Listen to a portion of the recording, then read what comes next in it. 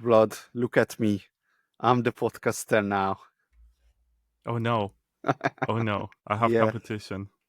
yeah. It's usually the other way around, isn't it? As in podcasters become coders. Now that you are the person who is interviewing, right? Certainly was the case with me a long, long time ago in my About previous 7 years life. ago, I interviewed you for the first time, and you were talking about one of the first versions of Wasabi wallet. And I was doing a great effort to praise it and say, oh, it's so nice how you set the fees with this bar, or all the UX is nice. And every time I was complimenting your work, you're deflecting by saying, yeah, but I'm still working on it. It could be better. Uh, with the next release, I'm going to add something to it to make it even better. And you couldn't take any compliment. And that's how I knew that you're for real. And that's what I really liked about you, because unlike a lot of people in the Bitcoin space, you were honest about your work and you didn't look for praise. It seemed like you're building this because you love it, because you want to use it yourself. And that's why I respect you. That's why I'm still here on your show after so many years. Thank you. Let's talk about you now. I want to start with your journey here because you have an awesome main character story, right? Leaving Bitcoin Magazine and creating your own magazine, Bitcoin Takeover, with the goal that you're going to take over Bitcoin Magazine. Well, that's what I was hoping. And I think it's very common for people when they leave a job to have this sort of revenge arc and say, well, I didn't like this, this, and this, and that's why I left. So I'm going to do something. I'm going to build my own project, which I'm going to build according to my own rules. And eventually, I think that these rules are going to lead me to a degree of success that will enable me to basically go to my old employer and tell him, hey, I'm more successful than you right now. So I also have more money. So how about I purchase you? And I remember I saw something similar at the Wasabi wallet office. When you guys were designing Wabi Sabi, you had this writing on the glass wall where the ultimate goal was to buy Microsoft because you were building using C Sharp, which is, I think, if I'm not mistaken, developed by Microsoft. And you started out building for Windows. And that's another reason why you like Microsoft. And yeah, I guess that was sort of your childhood dream to own Microsoft, to buy it. Yeah, yeah. Of That was course, it doesn't always work out like this. I still haven't bought Bitcoin Magazine. They're still more successful than I probably will ever be at this point. But and I it's good still to haven't have bought ambition. Microsoft. Exactly. Microsoft released Windows 11 and they have a successful cloud service and they don't seem to be going away anytime soon. Yeah. Well, it's not a bad idea to have some unreasonably high goals, right? And sometimes they even work out, but it can really, motivate you and keep you working, keep you feel you're doing something meaningful. Yeah, and it's also good to not forget why you started. And maybe that's something that can never be attained, is going to keep you going for a long time, is going to keep you hungry, is going to keep you engaged. Because if you just set some basic goal that you're going to accomplish in a few months, you're going to end up with the existential problem of now what? And if you end up there and you accomplish what you wanted, you might get distracted by something else, which you find much more interesting or worthy of your time. And I'm not saying there's something wrong with this, but if you really have a passion for something, it's good to aim as high as you can. And it's good to understand. So I usually go by this quote. There was an interview with the guitar player from the Rolling Stones, Keith Richards, and he was asked by someone like a reporter from a magazine, how do you succeed in music? What's your secret? And his answer was very simple. He said, you don't have any backup plan. That's it. Like you keep going and you don't think that, well, maybe I lost my time. I wasted my life doing this. Maybe I should do something else. You just keep going until you become successful. A lot of people who might be more talented or more rich or more anything else than you are, they might give up and try something else. And that's how the opportunity opens up for you. You got to be very persistent. It's very competitive out there in every field. So the only way you can actually make it is to keep going. You see, you're here to talk a lot, so that's not a problem. But wow, so many things there. So, but Jordan Peterson is a good example to what you just said, because he was putting out these academic lectures to his YouTube channel for decades, right? He had a lot of content already there.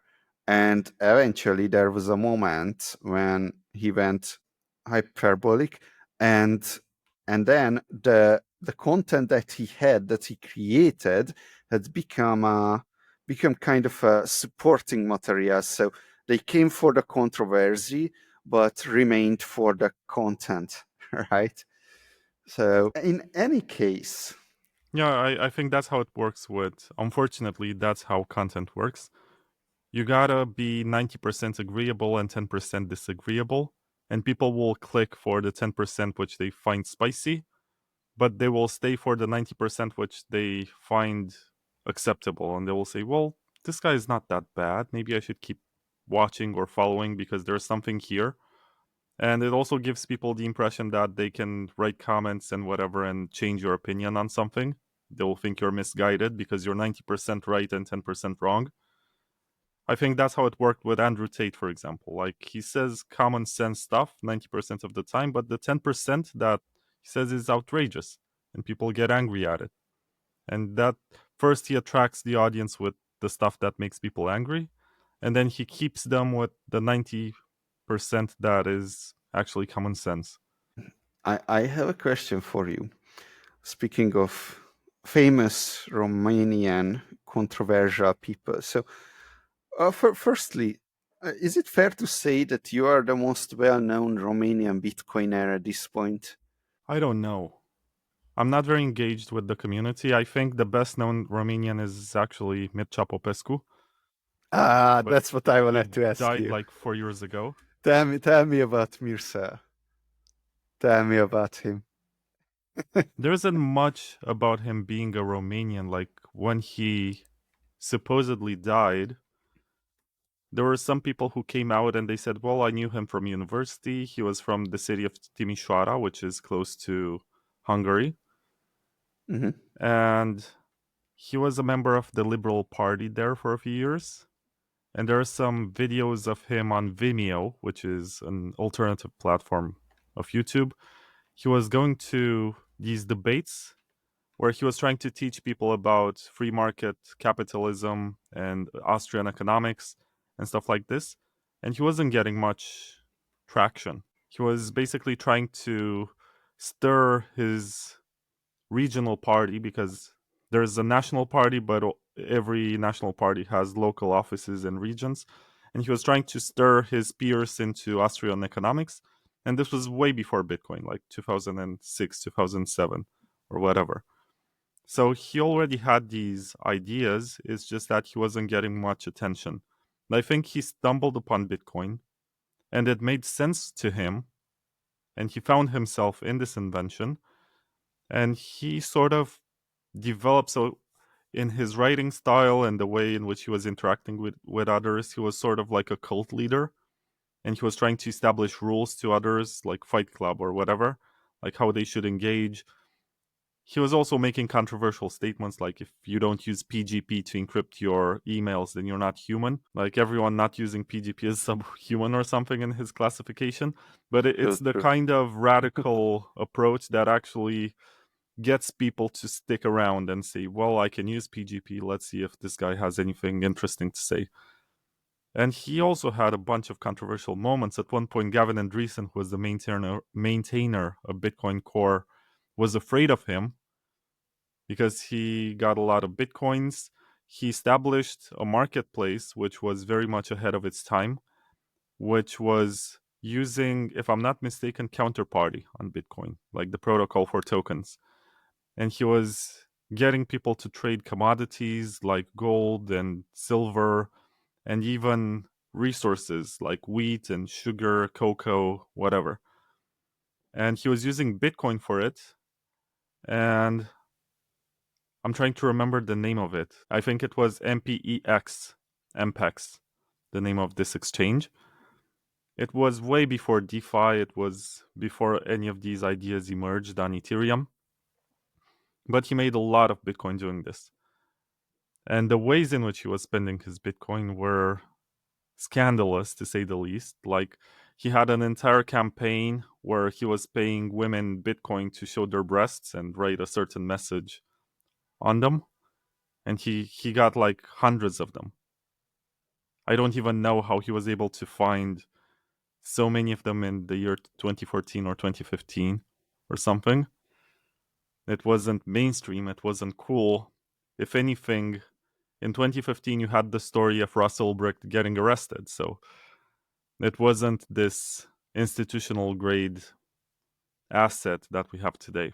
And he also wrote an article at one point when he was not in favor of SegWit, and he wrote an article where he explains SegWit with a metaphor about potentially putting a bounty on the head of Peter Willie, and said, if I put this money on this assassination market and this is what happens. And basically he explained how SegWit works with this example. And a lot of people regarded that as some sort of death threat to the main developer of SegWit. And I think that's also the moment when he sort of got removed from the narrative. Like, he was very big and influential. If you read the Bitcoin Standard, you're going to see that Saifedean Ammous, the author, actually cites Mircea Popescu as one of the people who inspired him and taught him how Bitcoin works. There are a lot of OGs who are in his IRC channel and were reading his blog, which is still up right now. I think it's trilemma.com. And what else is there to say? He is maybe the most famous Romanian Bitcoiner, and I don't think anyone can displace him because he's sort of a legend. He's considered to be the one who created this toxic Bitcoin maximalist ideology because he had some of these ideas about saying no to altcoins way before anyone else. And unfortunately, he's not part of the mainstream narrative of Bitcoin. Like, when you start researching, I think Bitcoin has this dimension where people get removed and phased out from history when they are no longer useful. And there's someone else who steps in and says basically the same thing, but in a more acceptable way to basically fit the latest narrative about what Bitcoin is. We don't remember a lot of the names that were big 10 years ago in Bitcoin. A lot of newcomers have no idea who was Mike Hearn or Gavin Andreessen or whatever. Or Andreas Antonopoulos. Or Andreas Antonopoulos, yeah.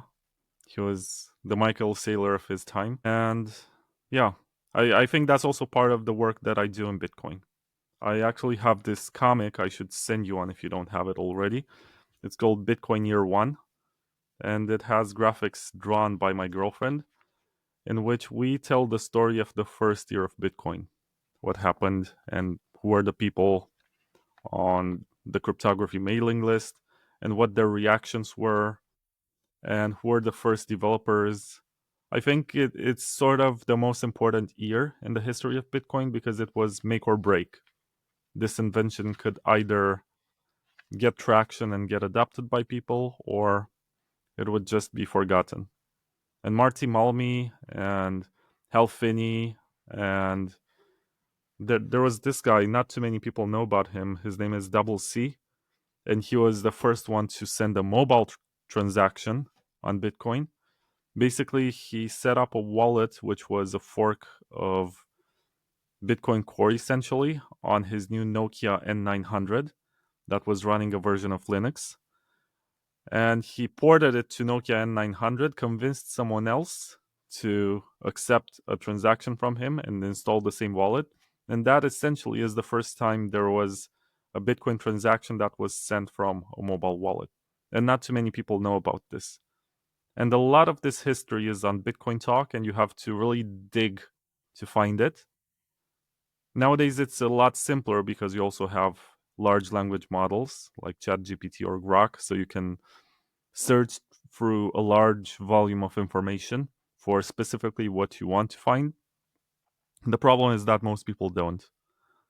And I don't know why Bitcoin is so bad at preserving its history, but I'm trying to be part of the solution to this and make something that people can read and learn more and spread information that actually pays tribute to the people who got us here, as opposed to just looking at Michael Saylor and saying this guy is the god of Bitcoin and we should do whatever he thinks is good for the project. Long rant. I don't even know where I started with this. I think you asked me about Mircea Popescu and I got to this. So you have a girlfriend. Yes, I do have a girlfriend. Thanks for asking uh, me. that's why you're famous, aren't you? That's your claim to fame. Having a No, like girlfriend. 4 years ago when the price, or five, I don't even remember, when the price went up, I sort of famously tweeted, "We're all getting girlfriends," because the price of Bitcoin went above $20,000 or something. And that was the moment. I was stupidly wrong in hindsight. Nobody cares about this. That's not the reason I got a girlfriend. You gotta grow up and understand that nobody really cares about your nerd money. It's all about what you can provide face to face and what you can actually do, and whether or not you're agreeable or funny, or you can say something smart, or you can fix some home appliances or whatever. Like, make yourself useful, as opposed to just saying, hey, look at my phone screen, I have this amount of money that supposedly I can withdraw if I convert. Oh, there is some character development there. Nice. All righty.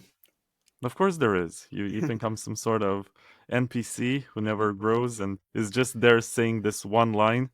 Tell me about your growth, bed. How did you? Well, we are 20 minutes into this entire episode, and I still didn't tell the listeners what we're gonna do here.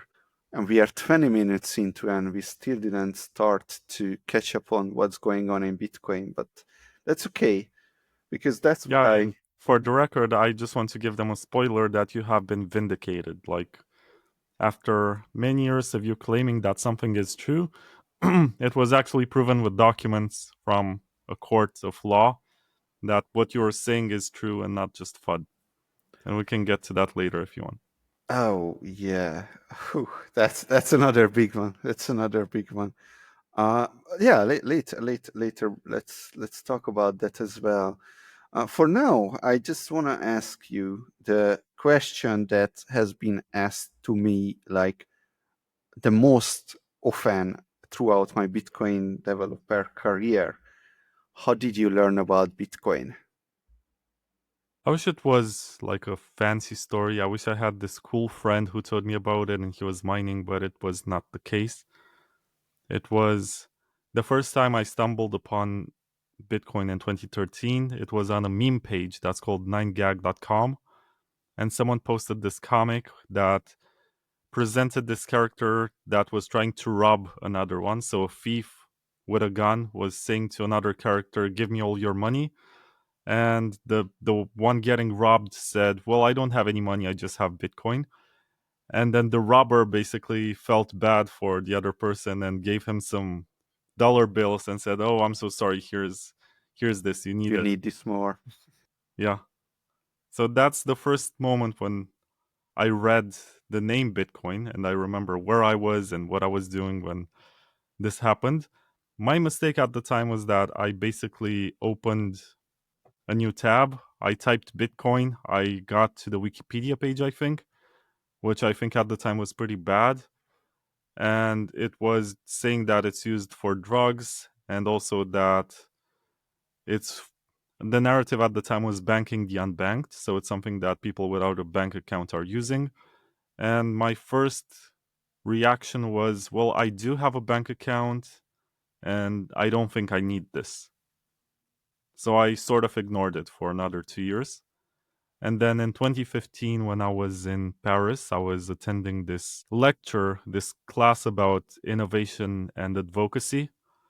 And the professor basically was handing us topics that we should defend in front of the class. And my group had blockchain and Bitcoin. The other group had AI.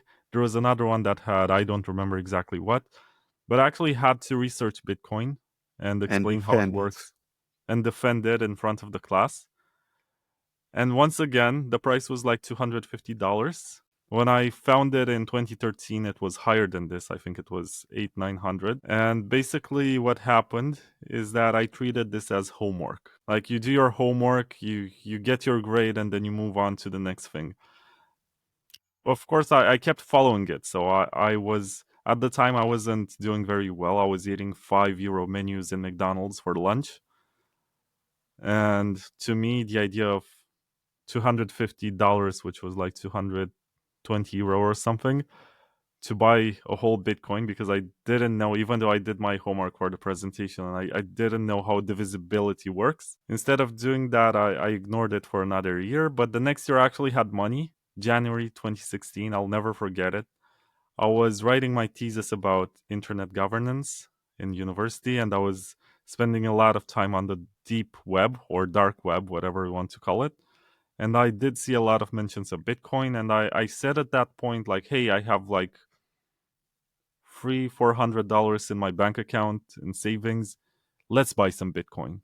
I think the price at the time was like $500 for one Bitcoin. But what happened is that Mike Hearn went on record on that week and said that Bitcoin is a failed project. Oh yeah, the whiny rage quitting. And when I read that, and it was a major financial website, like I think it was Financial Times or Wall Street Journal or whatever, they covered the story. I said to myself, oh, it's so good that I didn't buy. I'm so smart, you know?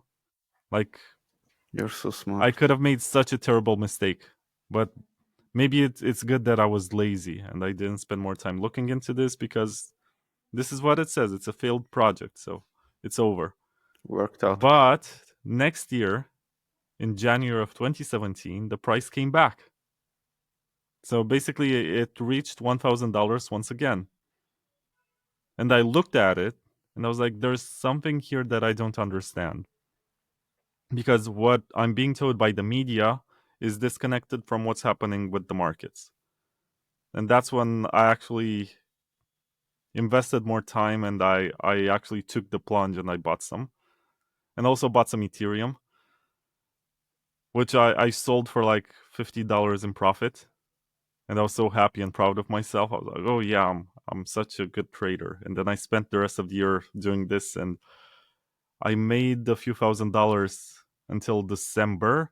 And then when Ripple went to $3, I decided, no, when Ripple went to $1.50, I shorted Ripple. And I said, there's no way that this thing, which was 20 cents all the year, is gonna go up further than this. And I got liquidated. I lost basically all the profits that I made that year in this bad trade. And yeah, sort of in 2018, I started fresh and I said, let's just understand why any of this exists. Let's study. I got deeper into Bitcoin. I was no longer a trader, I was an accumulator. I got my first job writing for Crypto Globe around that year. And then I went to Crypto Insider, and then I went to Bitcoin Magazine. And that's how it all started. That's how I also found you. I remember I was working at Crypto Insider when I found you. I was the editor, and that's also where we did our first interview. Oh, it was Crypto Insider. And also did one for Bitcoin Magazine when you came to Cluj in Romania. Yes, I remember that one. Yeah, me too. And what did you do for Bitcoin? So people don't usually ask this question, right? But I think it's an important one. What is the thing that you did for Bitcoin to make Bitcoin more successful? I don't know if I did anything. Like, I don't want to take credit for anything that I've done. Of course I've you did. spent my first year just covering stories and coming up with ideas. And I think I enjoyed much more than covering the news, just writing op-eds, like, what's my opinion about certain events? What do I think is gonna happen next? I found a lot more satisfaction in having the creative freedom to come up with ideas as opposed to just trying to write what people already reported previously and add a spin to it and maybe get a quote from someone involved, and that's it. I didn't find too much satisfaction in reporting. Even though reporting is very valuable, I think it's the first historic source. When something gets reported, it's going to become at some point something that historians will look into and dig up. And I do like to think that my podcast, which even though it never really became viral, except for maybe 3 or 4 interviews, it did contribute to promoting this cypherpunk culture. And now I try to remember people why any of this exists. And the cypherpunk spirit, which seems to be sort of fading away from the Bitcoin space. Now we're getting replaced by suits, by the Wall Street types, politicians, and everyone else who right now is repeating some talking points that were mentioning many years ago. And it's kind of sad. But on the other hand, I do believe in the efficiency of free markets and competition. And I do hope that, and I do believe at this point that Bitcoin needs serious competition, because for a long time people became complacent and lazy. And they said, well, this is the only thing that's going to work and the only one that can work. And then they said, well, it's already perfect because it's making us rich. So we shouldn't try to improve it to work better as internet money. We can just rely on institutions to provide us the service. And it's being, what's the right verb for this? It's being removed from its roots. It was supposed to be the new kind of money that we're using, the default money of the internet. And every time we made an effort towards this, there wasn't enough adoption, or we didn't go all the way. And right now we have governments regulating it because they have a much better understanding of how it works. I guess we haven't really kept up. We did not improve it to the point where we have some deniability or we have some leeway to say, well, you don't really understand how Bitcoin works. I think right now governments have very good experts that really understand how Bitcoin works, and the bankers too. And I don't know, maybe that it's interesting that the world has this reserve asset, but to me, it's not as interesting as something that can change the way that we make payments or can give more economic freedom to people sending transactions. Talking something about something very important that I feel very strongly about, because that's exactly my problem with Bitcoin, that we we don't have a killer application, right?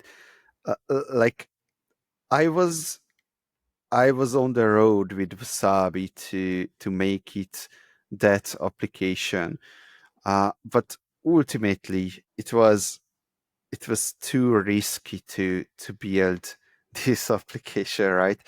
So then the question is, if any one company is not allowed to build an anonymous, uninflatable, instant and nearly free money, right, with a badass user experience, if it is not allowed to do, then how do we even get there, right? I don't know. No, but it's also the spirit of open source software, right? Because once you understand how a piece of software works, you're gonna maybe want to make it work for something else, or you'll want to change something about it. And in Bitcoin, we have this concept of consensus, which means that I think in its simplest definition is that a majority of mining nodes and economic nodes is gonna agree that something is good. And in most cases, that's not what we get. And maybe that it's for the better, that we don't have everyone agreeing with each other.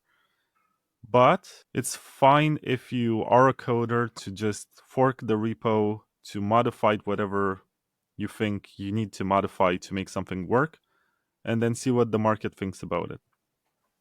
This has been the spirit since Namecoin, which Satoshi endorsed. That's why I go back to Bitcoin history, because we have this ideology that was put on top of Bitcoin, and people were supposed to adapt to it and learn that this is the way in which you should talk and this is how you should behave.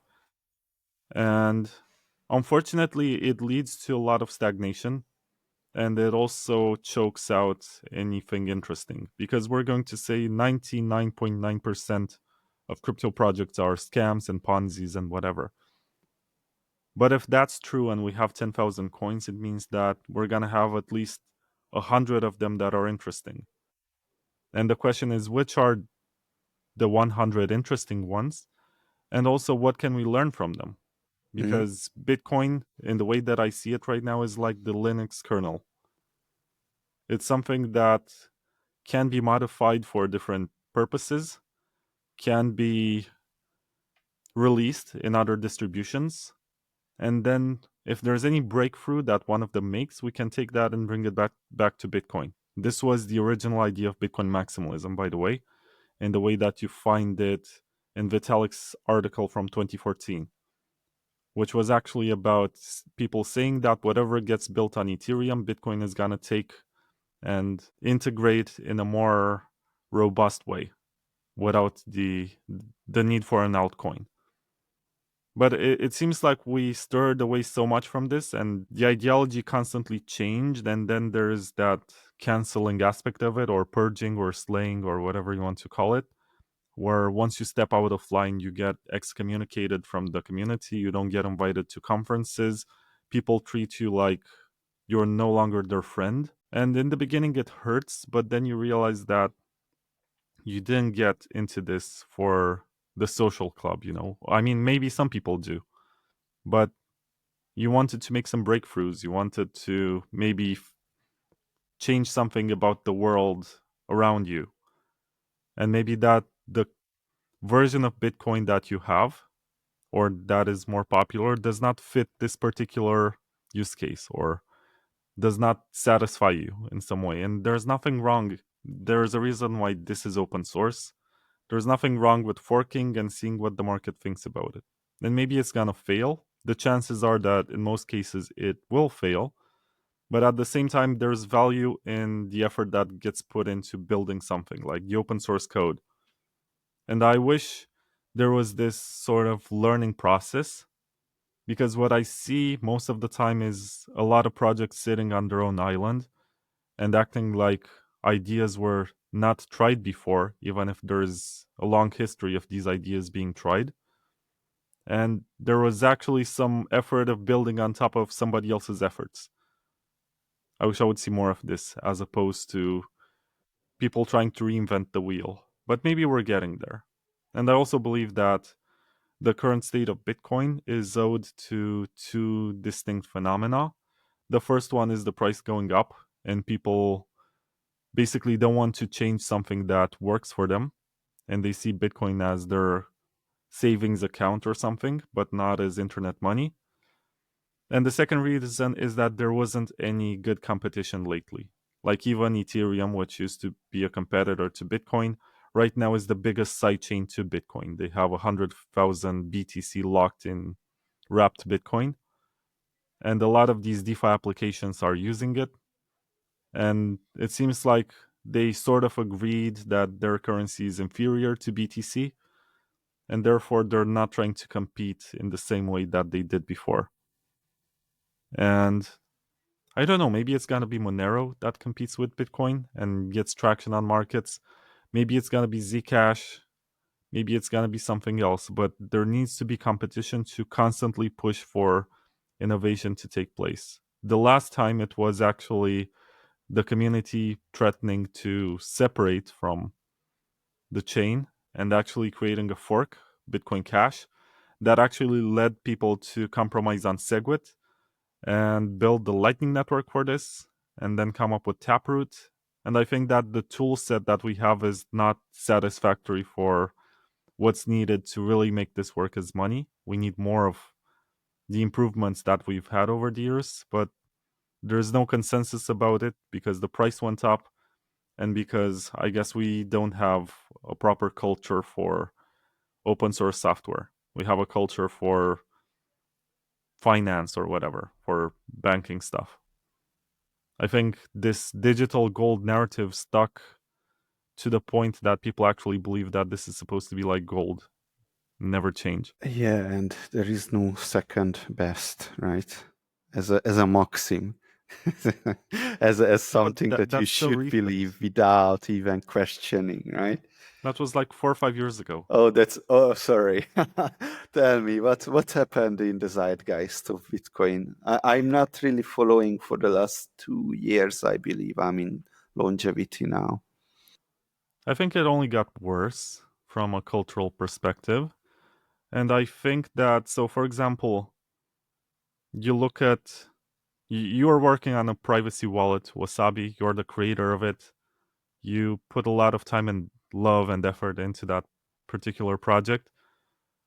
I don't see anyone talking about it. Maybe it's just that I'm stuck inside a certain kind of bubble.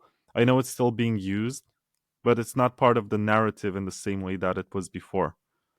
And there was also last year the fact that the Samurai wallet developers got arrested. That sort of killed any privacy project on Bitcoin, with the exception of only one of them, which is called eCash. And there are some implementations like Cashew, and there is also something that's called Fediment. That one is also using eCash. And I'm not saying it's not interesting, but Bitcoin was invented as a way to decentralize eCash. Like eCash is something from the 90s, which was relying on servers, was very much centralized and needed trust to function properly. It had very good privacy, it had very good scalability, but it was centralized. And these people are trying to bring back eCash on top of Bitcoin and say, well, we can have this on Bitcoin with central servers, with mints that you need to trust, that they're not going to steal from you. But otherwise, you're going to get good scalability and you're going to get good privacy. And I see some very big investors jumping on this.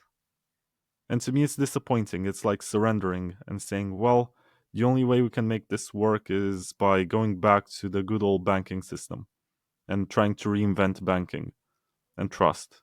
And to me, that's not what Bitcoin was supposed to be about. It was supposed to be about replacing trust with cryptography or game theory or something which actually makes decentralized stuff. Now, I don't see too much of that happening, but then you'll find people making excuses like, well, at least we don't have to change Bitcoin. We don't have to put some new hard fork or soft fork just to add a feature that enables us to have what you would ideally like to have. And this works today. And what are you gonna do? Use some sort of shitcoin? That's what they usually say. And what really hurts is that they're ignorant to what else is out there. Because if you look at, let me actually give you a good statistic. So I go to CoinGecko, which I prefer over CoinMarketCap. The BTC dominance is 58.5%, which means that there's 41.5% of the market out there, which you choose to ignore with your ideology. And you're going to say, well, this is the only one that matters. But it's 41% of the money that's being invested in this space that goes into other projects. And maybe that 10% of it is interesting. Maybe we can learn from it. Maybe we can import some stuff from it. And on a positive note, we did have BitVM, which was released 2 years ago. And it's sort of a hacky way of integrating a virtual machine to build stuff on top of Bitcoin. And two projects which are launching this year and next year are called Citrea and Alpen. And their purpose is to bring what we call a ZK rollup on Bitcoin. It's something which was imported from the Ethereum land. It's not a purely trustless kind of setup because that would require a bunch of opcodes on Bitcoin to allow us to create this kind of construction. We don't have this yet. I was actually part of the Citrea ceremony, number 58 or something, out of 60. So we bring back all of these trusted elements to try to minimize trust but not eliminate trust, which should be the goal. And what they're going to do basically is to bring Ethereum features onto Bitcoin on a layer that is called a ZK rollup. and uses the BTC blockchain as a data storage device. And it's a trade off because you're going to get data inscribed into Bitcoin in exchange for another layer, which grants you extra features and scalability. And what I think is interesting from a privacy perspective with stuff like this is that you can have Tornado Cash on Bitcoin. Just a fork of Tornado Cash on top of Citrea or something. Why is that interesting? Because there's no privacy in these systems. But anyone can basically just fork Tornado Cash and put it on top of this Ethereum fork that's getting added to Bitcoin as a ZK rollup. Mm. And that at least gives it more of a cypherpunk aura and makes it possible for people to at least have some privacy. I mean, there's just a window of hope in here. So let me ask you this. Let me tell you a story, because I'm going to the network school. Do you know about the network school? No? Okay, so there is Singapore, and next to it is Malaysia. Next to Singapore, in Malaysia, the Chinese have built a ghost city, right? With huge buildings. No one has moved in there, right? And Balaji brought, I guess, a building or a bunch of place there, and created a society, a network society. So it's like 200, 300 people of this dark talent goes there every month, and they provide the nutrition, provide exercise, and place to work in kind of like luxury circumstances. And anyhow, so this is the network school. And so I messaged them to wanted to, to pay with Bitcoin, right? I assume that you can pay with Bitcoin. They have Bitcoin flags and shit like that. But they didn't. You could pay with Solana, Base, and Ethereum. But they have promised me that I can pay with Bitcoin. And then they sent me some kind of address that wasn't a Bitcoin address. It was probably some Solana address. I don't know. They sent me some kind of address, right? So they couldn't figure out how to receive Bitcoin. All right, anyhow. And then they come back to me that, oh, we changed policy and now we don't accept Bitcoin, so please pay with Solana, whatever.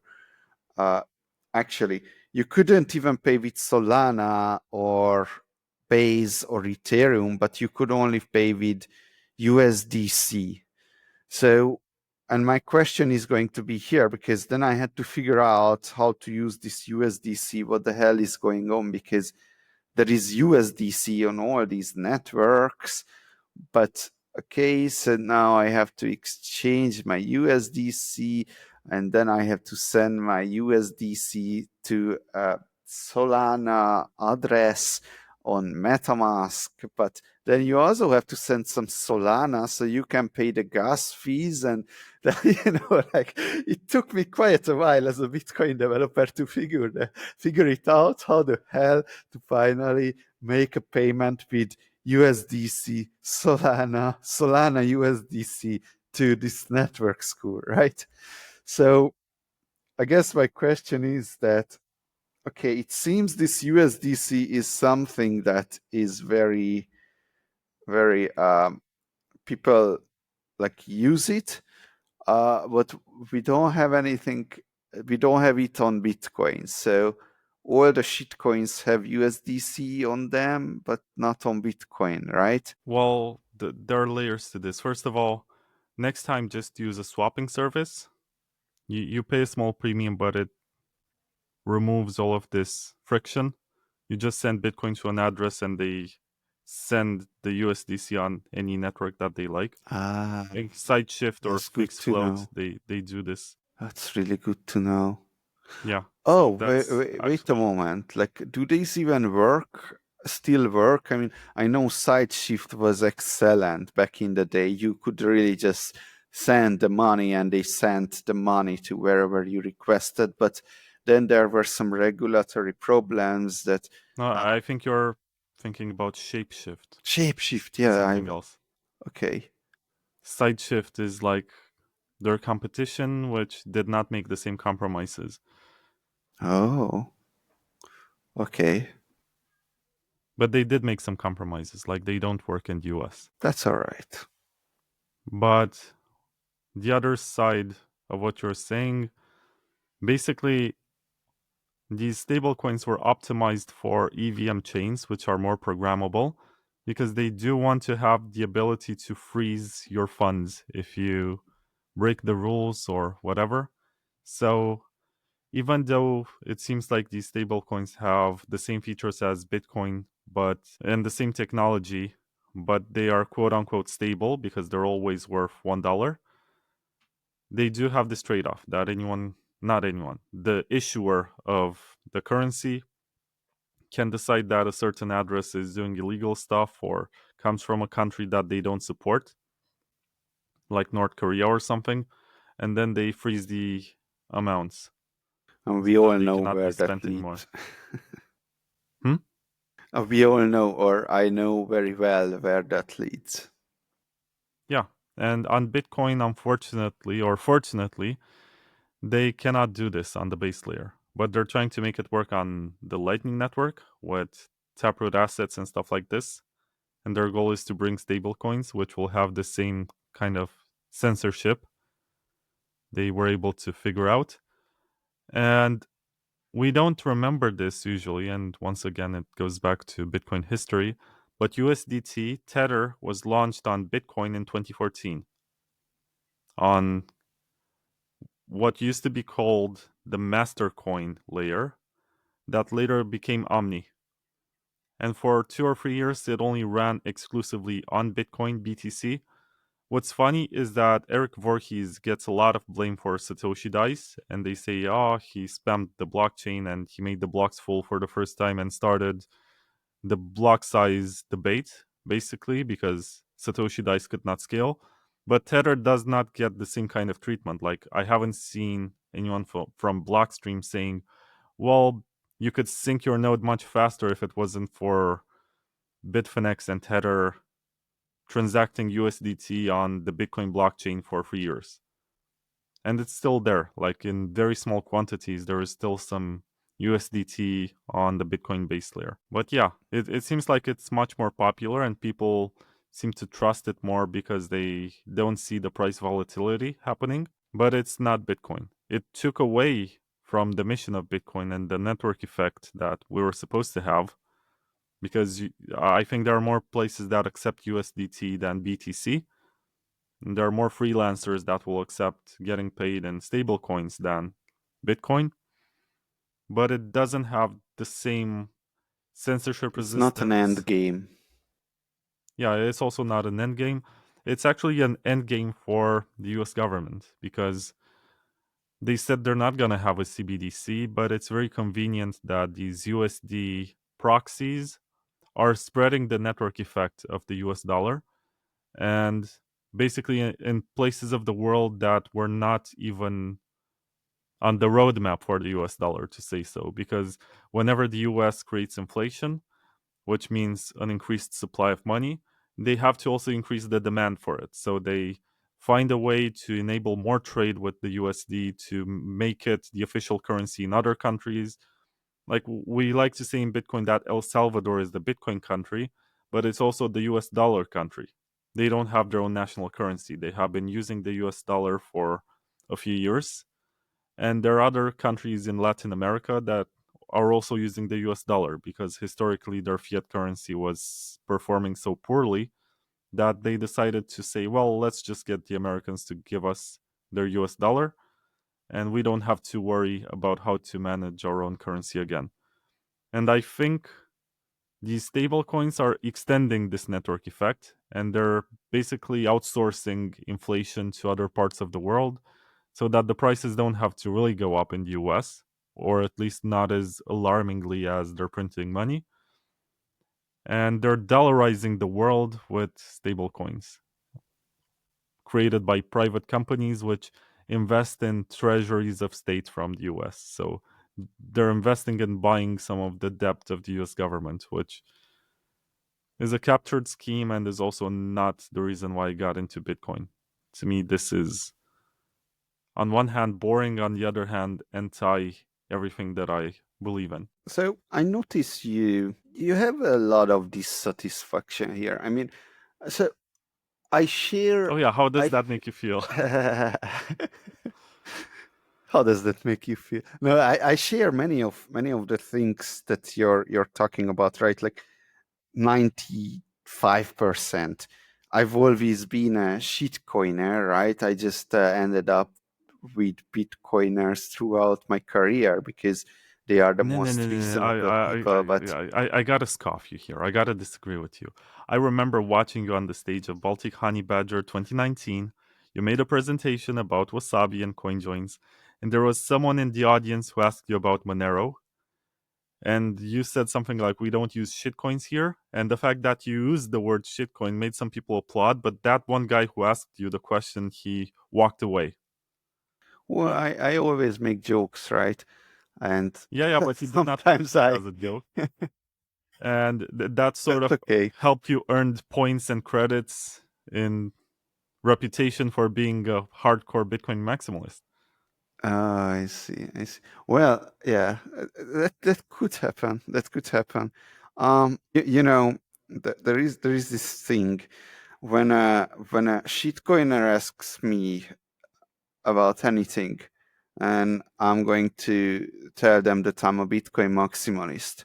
But when a Bitcoin maximalist is asking me about shitcoins, then I'm going to tell them that I'm a shitcoiner, right? Because why? So usually this is how it makes sense, because the Bitcoin maximalists are so closed in their own thinking that you have to bring them out. But on the other hand, when someone like a I remember this girl in Bali. I did a Bitcoin presentation, and after that, she came to me and asked about some, I don't even know what kind of shitcoin, but I just knew that if she learns more about this thing, she's going to lose a lot of money. You see this mentality of, I just wanna get rich quick. I just learned about this whole crypto thing, and then you just have to close. And I'm a Bitcoin maximalist, and it might be better for you if you start that way out, right? But I had my own shitcoin missions for sure, for sure. This is why I'm also sympathizing with Monero and Zcash, by the way. So what I wanted to tell you is that even though many of the opinions I share that you're making, I have a feeling that you're you're talking a bit too much about these things, like almost like there are some recent events or something that just made these things to be in the forefront of your thinking. So, what's the question? I did see that you're not allowed to go to present at the Baltic Honey Badger conference, right? Um, but Well, I'm not concerning I sure tried to, why. so I'm not 100% not invited, but why would I go and deal with hostile people Okay, why are they at my own hostile? expense? I don't know, right? Like I don't know the story. That's my question. Like what's going on? I've not been So, in Bitcoin, right? So I need to I catch have up. some respect for the people who invented the church, right? Because it's a simplification of the scripture and it basically narrows down everything that you're supposed to do to save your soul or whatever into some very simple practices that anyone can follow. And in order to build a church, you also need, first of all, to have an enemy or an antagonist or some sort of entity which basically the church is fighting against. And also, you need to make it as dumb and as simple for the people as possible, because you can't ask everyone to read the scripture. You can't ask everyone to think for themselves. You can't ask everyone to try to find God in their own way. It's much more simple to package it into something that anyone can process. And this works very well, even in the case of technology. And you can find this also in the Linux space with other privacy projects, like, for example, Calyx and Graphene. They are very religious about their own work, and they will find reasons to not join the other side. You used to find it also in video games. Like, for example, there were the PlayStation people, the Nintendo people, the Xbox people, and they all had like their own arguments and they were fighting about it. So maybe it's human nature to be tribal about stuff, but it's also horrible when your ideology dehumanizes someone who does not agree with you. And if they are not part of the same cult or part of the same church, then they don't deserve your respect. They don't deserve your time. You don't want to do business with them, stuff like this. It's been working for thousands of years, and unfortunately, it came to Bitcoin in another shape and form.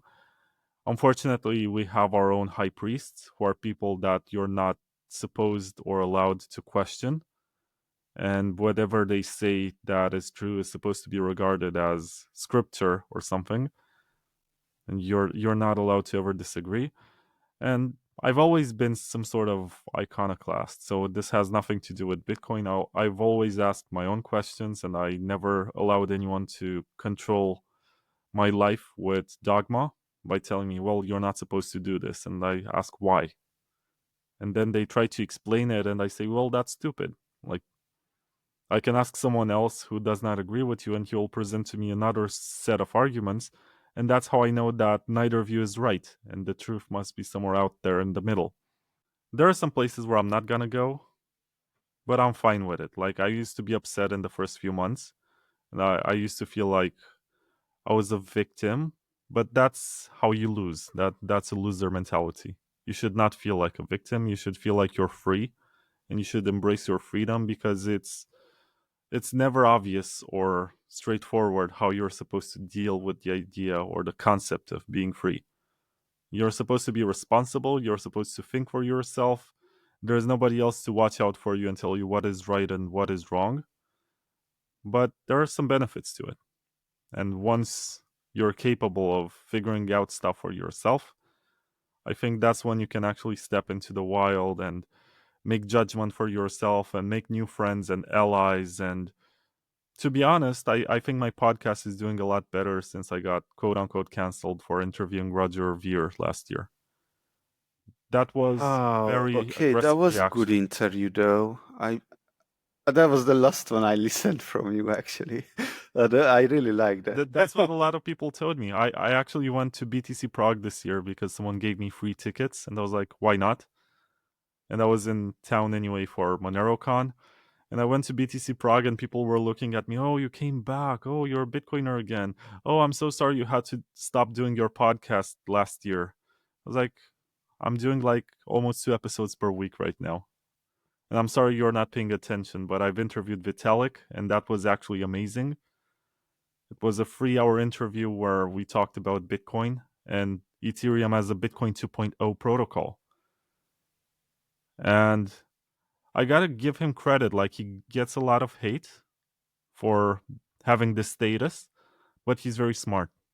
Like, I'm not exaggerating. Once you listen to him and you watch him formulate arguments, you understand that this guy is actually bright and he deserves whatever it is that he has. This position, he deserves it, and he backs it up every time. Like, you can find a bunch of Bitcoiners that people hold in great, I mean, they're very respected with a lot of esteem from others. Let's say Jimmy Song or Tone Vase. But once you ask them questions, you realize that there is nothing much beneath the surface. Like, they embraced this ideology, they're very good at presenting it. But once you ask more questions, like technical stuff or something to back it up, you're going to understand that you're searching in the wrong place for answers. You don't get that with Vitalik. Like, he actually understands a lot of what's happening and is more aware even of the Bitcoin stuff. He is still a Bitcoiner, and he did this because he is a Bitcoiner and he wanted to build something which was not available on Bitcoin, and he could not build on Bitcoin. And it was supposed to be a friendly project in the beginning, and then tribalism kicked in. And I guess the investors also wanted some sort of drama to get more attention to what's happening from the normies, and also have to give Ethereum credit for onboarding a lot of people who otherwise would never care about Bitcoin. Because this libertarian story of store of value and sound money and stuff like this, it does not appeal to a lot of people. But the idea of building decentralized applications or smart contracts, it has a different niche. There's a different subset of nerds who are into that. And because they discovered Ethereum and they built something on Ethereum, they also acquired an interest in Bitcoin. And that's also something that the Church of Maximalism will not acknowledge. They will say that they're the pure ones and everything else will crash and burn, but they don't give credit to these people for actually bringing more people to Bitcoin. I'm sorry, I just got a message from Adam Beck to stop this podcast right now. Adam Back is actually an interesting example Okay, why is he because an people interesting project example? ideas onto him and they're like, he's this Ah, god of cryptography and he's this hardcore maximalist, but he's also a degenerate trader in some ways. He uses leverage and he tries to write tweets that sometimes try to shift the market sentiment. And most people are not aware of that. Like when he says BTFD, maybe that he has a leveraged position and he's trying to save it or something. So he is a trader. That's something that you need to understand. And that is going to change the optics for which you understand his public activity. And he's also the CEO of Blockstream and tries to be nice to a lot of projects. Like you're going to see him taking pictures with a ledger, which to a lot of Bitcoiners is a horrible project. You're going to see him praising various projects because he plays this role of an ambassador. Like he's supposed to be nice. But on the other hand, he's also toxic in some ways. There were so if I'm not sure what your audience consists of, if they're nerds like us, but I'm gonna say this just for you and pretend that others will catch up. There's this thing that's called CTV. It was supposed to be a soft fork for Bitcoin to enable basically to scale Bitcoin in time as opposed to space. You could basically broadcast your transaction in a way that cannot be double spent in a time when there's low demand for block space. So the fees are low and the transaction is going to get through now, as opposed to when you set the fee and then you have to hope that your transaction is not going to get dropped from the mempool and stuff like this. So that one was actually interesting. It was an upgrade that's minimal and a lot of people reviewed it. But 3 or 4 years ago, when it was proposed for speedy trial, Adam Back went to the Telegram channel of it's called the Cult of the Covenant or something. And that's where Jeremy Rubin, who is the creator of CTV, and his friends and other developers are discussing technical stuff. And Adam Back went there and he basically destroyed them by himself. He told them that they were responsible for trying to push a soft fork like this. This is not how you reach consensus. Look, there's some fight against CTV. You got to work on this. This is horrible, blah, blah, blah, blah, blah. Everything that he said turned out to be untrue. But what he did, and a lot of people joined afterwards and basically said, look, if Adam Back says this about your work, then it must suck. And I disagree with it, and we're not going to activation with this. It caused so much damage that for a couple of years, Jeremy did not recover. He was sort of weird if you look at his Twitter activity. And then he came back and was vindicated by more people, like a new crop of developers who came around and said, well, this CTV is actually good. It's interesting. It's like a minimal upgrade, which brings a lot of benefits. And that's when he came back and regained some of his dignity as a developer. He was vindicated, but I still believe that Blockstream as a company, and the reason why it gets funded, because when you look at it, it does a lot of stuff. They have the satellite, they have a wallet, they have a federation that's not successful. They have a lot of they have a hardware wallet. They have a lot of ventures which don't make any money. They're not successful in any way, but they keep on raising money from Mm-hmm. investors, like millions of dollars, tens of millions of dollars. And the question is why? And my conspiracy theory about Blockstream, and I'm gonna put my tinfoil hat on and stuff, is that investors perceive it as the company that produces Bitcoin upgrades, but also gatekeeps what upgrades don't come to Bitcoin. Because if you look back, it was Blockstream that supported SegWit. It was Blockstream that was one of the main companies that worked on the Lightning Network. And it was three people from Blockstream who promoted and wrote Taproot. And since then, we haven't had any significant upgrade. I think that the issue with CTV, if there's any, is that it was not written by Blockstream.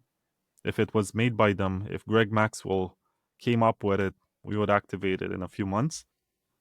And this is a problem which has to deal with consensus and governance and reputation and stuff like this. And right now, Blockstream is trying to repackage some of these proposals, which are not all of them made by them, but they're trying to package a few opcodes and say this is the Great Script Restoration, GCR. So, in a way, they're still trying to claim credit for something that they did not make by packaging it into something that is part of something that they made, like UpCat, which was rewritten by a bunch of researchers and also was activated on the Liquid sidechain. But I think this is the role of Blockstream and Adam Back. They are the gatekeepers of what's happening in Bitcoin. Well, I would take off that tinfoil hat, but it was also curious to me that, well, first of all, Blockstream is not what it used to be, right? It At the beginning, it was kind of like a non-profit organization, right? A bunch of Bitcoin developers come together and, okay, let's create a company with what we can make Bitcoin development more efficient, right? But that's not what it is right now. And I was always like, okay, Blockstream is not really making money. It doesn't have the it doesn't have a strong profit model in any of its products, right? So what it's doing is it's raising more and more and more money year after year. On the other hand, so people do that, right? Like Amazon did this since the beginning, and the first time Amazon was profitable was, I think, last year, right? Like, what the hell? So it's like not something out of this world. These things do happen. Let's forget Blockstream. All right, let's let's talk more. Let's talk about something that's closer to home. Wasabi wallet. So you've been interviewing people, good people, right, from the privacy space of all kinds of coins that I don't have any, not any, but I don't know much about, right? So I'm wondering about what did you learn? Because you have a good idea about Wasabi wallet, and you then learned a lot about other privacy stuff. So how do you see Wasabi wallet now? Well, I see Wasabi Wallet as the best implementation of what Greg Maxwell proposed in 2013 for CoinJoin. In August 2013, he posted this Bitcoin talk thread where he said, and I got to give the full context. And if you look at it, you'll find the mention of Zero Coin, which was a soft fork to add zero knowledge proofs to Bitcoin. And he said, until we get that, let's get something practical that we can actually have today without making any change to Bitcoin. At the time, it was considered to be the best possible way to do this on Bitcoin. Amir Taki was actually the first one who came up with a CoinJoin wallet called Dark Wallet. And he posted that like a few weeks later after the announcement and tried to claim the bounty. He did not because apparently I don't want to get into conspiracy theories and He whatever, sent but me a message. Hope you get your fucking money now. yeah. Yet, So there's yet. this guy John Dillon who delivered money to the bounty. John Dylan. Yeah, another conspiracy. who donated money to the bounty and said that since he put some Bitcoin in there, he's also supposed to be asked if someone's gonna claim the bounty. Mm. In the beginning, it was just Greg Maxwell and Tamos and Peter Wille were part of this multi-sig setup. And then this other guy showed up and said, since I sent some money to this address, you're supposed to also ask me, and I don't like Amir Taki, by the way. So don't give him the bounty. And that's what sort of killed Dark Wallet. And then it was your zero link research. Samurai Wallet came first in 2017, if I'm not mistaken. But it was kind of 2015. They did 15. Samurai Wallet in 2015. I mean, well, what does it mean, right? Because they had zero privacy features. They just call themselves private wallet, but like, But they had Tor. I think they were the first mobile wallets to have Tor. I think so, because they couldn't even do it properly before they're shut down, right? No, Tor was not even default before they're shut down, right? So no, they Yeah, didn't you can have. switch it off. That's something that they added No. the way. Look, now I remember. Green Wallet was the one that that that made Tor possible for mobile wallets, and Samurai Wallet forked Green Wallet Tor implementation. So they I definitely think it didn't was have called Green Address at the time. Green address, Green Wallet, and now it's called Blockstream Green, right? And they just call it Green right now. Oh, it's already all right. Or Blockstream Wallet. It's one of the two. Yeah. Try to remove to make it simpler. But yeah, so it was called Green Address. It's this project by Lawrence Nahum, Mm-hmm. the Italian guy, Uh-huh. who's the CTO of Blockstream right now. Still, all right. There wasn't much change in that company, to be honest, except for some people leaving. I think that's sort of the history of Blockstream. They had this sidechain paper. They published it. They wanted to build it, and then they just had people leaving as they understood that it's not happening. When But was this? 2015. Okay. Then I know about that. All right. So people left, but wait, wasn't that Liquid? No, Liquid was not what they Liquid launched in 2018 as a compromise. They Mhm. gave up on the sidechain in the pure, Uh-huh. how should I put it, trustless way, and they went with a federation of exchanges and service providers and said, well, this is good enough. We shouldn't put more effort into this. And even today, it's a major failure, but they're still trying to make it happen. The irony is that they were thinking that if they make it more compliant and less controversial or cypherpunk, they're going to get to tokenize Wall Street. That was sort of the goal for the Liquid Federation. The funny part is that Wall Street went to Ethereum because they don't like regulations either. They're like, if this piece of technology is going to help us issue tokens and not have to be super regulated or at least diminish the amount of paperwork that we have to do, then let's use this. Mm-hmm. Yeah, but we sort of shifted the topic. We did. Talked about Wasabi Wallet. You were asking me about Wasabi, yeah. So I think it's the best implementation of that description. And I think it's beautiful in the way that it evolved, that you had like these 500 input, 500 output coin joins, which look beautifully. But I think I would describe it more as a deniability tool as opposed to a privacy tool because you still have everything out there on the public ledger. So in the first moment when you send a transaction, you have the most amount of privacy or deniability. But as you wait longer, there's more information that comes out from the other participants who maybe they registered to KYC exchanges, maybe they reveal by accident who they are, or maybe they do it willingly and they say, hey, I'm this guy, and that only reduces your anonymity set. So if anything, Bitcoin privacy in this approach of coin joining is something that perishes over time. It's not a constant. You cannot say that in the future you're going to have the same privacy. And it's also true in Monero, where you It have increases decoys. actually, not just perishing, but it also increases. Just Explain to me saying. how. So there is the perishing side that you already explained, but on the other side, there are new and new coin joins happening, and those coin joins all can be traced back to the coin join that the said coin join that we Okay, just so talked you're about. describing remixes, where people are coin joining the same funds over and over. Yes, yes, yes, and those are creating, more UTXOs, right? And those could be potential. So I did this analysis and all right.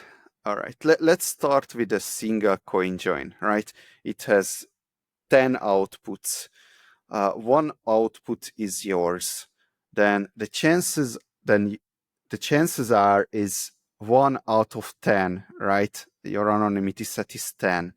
The chances are is 1 out of 10 that I point to any single output that is going to be yours. But as you go further down the line, the naive anonymity set calculation would be, the next coin join that remixes is like adds another 10 outputs. So then the anonymity set grows to 20, actually only 19, but whatever. But then you should realize that that's not the case, because the probabilities that you're picking any output on the remixed coin join is not 1 out of 20. You see what I'm trying to say? So it's not as likely that your coin is from the first coin join. Therefore, the anonymity set, if we are only looking at anonymity sets, that analysis is failing here. But it can be made the exact same. Okay. I keep talking a lot about technical stuff. Those were even difficult when I when I was into it. Say now when I'm into longevity and haven't been dealing with these kind of things. But anyhow, I just realized something. I saw you had an exchange with Crew. No, you said something about this in Twitter, and Crew replied with an actual research on the anonymity set degradation in Wasabi wallet, Yeah, right? he published the research. He didn't publish it. He posted the research paper that some academics published this year. Yeah. So what that said is that after 1 year, the anonymity set is not degrading anymore.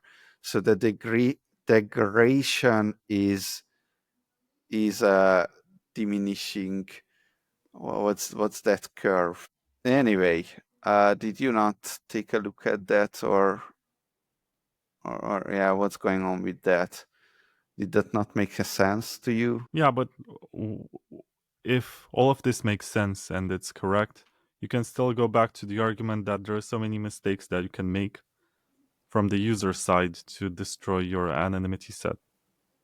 Like you can make weird consolidations, or you can basically... Can you? Well, if you withdraw 1 Bitcoin from an exchange and then you do a bunch of coin joins and then you consolidate all the outputs into that 1 Bitcoin minus the fees, it can be regarded as a black box. And also, if you take that onto an exchange, I don't think you earned anything from this. So then, okay, since the very beginning, I kept saying that Wasabi is a Bitcoin wallet and not a Bitcoin mixer. I'm pretty sure you heard me saying this a lot.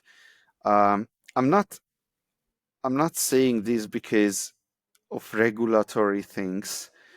Although perhaps there was that later on, but in the beginning I kept saying this because I believe that you have to use Wasabi wallet as a wallet, because if you're using it as a mixer, like what you just described, that you send the money, you mix it, and you send all the money, then you're fucked. But that applies to all the privacy coins as well, right? Because if you're using a privacy coin as a mixer, that you send all the money into privacy coin, then you send it Oh out, yeah, absolutely. Like right? So swapping. you have to use the privacy coin as a wallet. Does that make sense? As a Yeah, or at coin. least store the coins for a while Yes, on the yes. privacy coin, so that in time there are more withdrawals and you get more deniability. Yeah, I agree with this. Like this is universal. There are a lot of people, for example, using fixed float to swap their BTC into XMR, which is Monero. And Oh, then yeah. they thought that they have absolute privacy, but fixed float was storing information about them. And Monero is not. I think the how should I put it? Monero has better privacy than Bitcoin, but the narrative or the marketing for Monero is stronger than the actual privacy features. Because right now you have this ring signature system for the sender, which creates 16 decoys. So you're one of 16 that could potentially send that transaction. And we had a video last year that showed how blockchain analysis can actually eliminate some of these decoys. So wait a moment. I want to ask you about this because my impression was, but every time I try to discuss with the Monero guy to actually learn if it's true or not, but there were some research back in the day that the decoys, it's always the decoy that's been first spent is the most likely to be the real one. Yeah, I understand what you're saying. Yeah, I don't even understand it anymore. No, it's Because I possible. forgot. So you're referring to networking attacks, basically, so that you observe how they get relayed over the peer-to-peer network. Oh, it's not even relayed, but if I make a transaction and there is a 16 decoy anonymity set, then the decoy that's first the decoy, not even decoy. I don't know what they call it, UTXO. The UTXO of the decoy set They is, have UTXOs too. yeah, that's first spent is most likely is me. You see that? You see the problem here? That I'm the most likely one Yeah, who I see it. spent. It Is does that have the true? advantage that you can hide the amounts and you also get stealth addresses and stuff like this. Oh And it yeah, does have some yeah, yeah, optimizations. yeah, yeah, yeah. Those are great. But okay, stat addresses are great. Usability improvements. But for the confidential transactions, the hiding the addresses, I believe before they introduced that, Monero didn't work.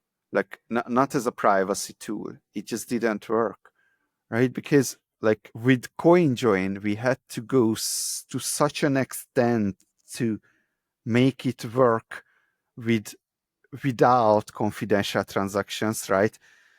But Monero didn't do those things. Right? So the subset sum analysis should have been before confidential transactions quite straightforward, wasn't it? Yeah, so they were using the confidential transactions that were researched by Blockstream. It's not the only technology that they use, which was researched by Blockstream. They also have bulletproofs, Yeah. and they also have Dandelion Plus Plus that was supposed to actually come to Bitcoin. That one is for obfuscating the IP address of Yeah. nodes. I was following that project for so long. Yeah, we never got that on Bitcoin. So it's interesting that Monero basically is this playground for Bitcoin ideas for privacy where they get implemented. And right Oh, now we they're working didn't on need that something though. Just okay, please. they're working on something that's called full chain membership proofs that's supposed to replace the ring signature design. Oh yeah. And basically you're gonna get the same anonymity as a spender as everyone else who's ever used the chain, which is something that Zcash has been having for 9 years now. Uh huh. Uh huh. So these are the shielded. So okay, my understanding of Zcash is that there are two parts of the network: the transparent part and the shielded part. Is that correct, or did that Yeah, and change? do you know why it's like this? But is this true? It is. Uh-huh, uh-huh. But do you know why they built it like this? Because of regulation or some computational No, issues. that's something that came along the way as being convenient. Ah, It's okay. just that it was supposed to be an upgrade for Bitcoin, and it was No. proposed. It's called Zcash because it comes from the Zero Cash paper Mm-hmm. that was published in 2013, Yeah. and they have been trying to soft fork this onto Bitcoin, and then they came up with the idea of building it as a sidechain. Uh-huh. One of the biggest Zcash people is Andrew Miller, and Andrew Miller is also on the sidechain paper by Blockstream. Mm-hmm. So there used to be a time when people were not toxic about any of these ideas and they were actually trying to improve Bitcoin. And they decided in 2016 that they're going to launch this as an altcoin because all the negotiations and all the proposals have failed. Bitcoin was entering the scaling wars, and it made more sense for this idea to be tried somewhere else. And they launched Zcash as an altcoin.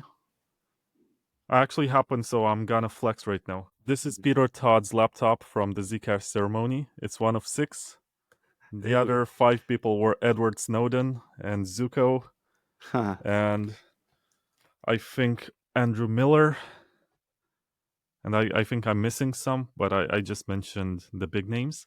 And I have the one used by Peter Todd for the ceremony. Of course, the hard drive and the CPU and the RAM are destroyed. So they cannot compromise the network. But what's interesting is that it was exactly this trusted setup with the ceremony that made some Bitcoiners get cold feet about Mm. implementing zero cash.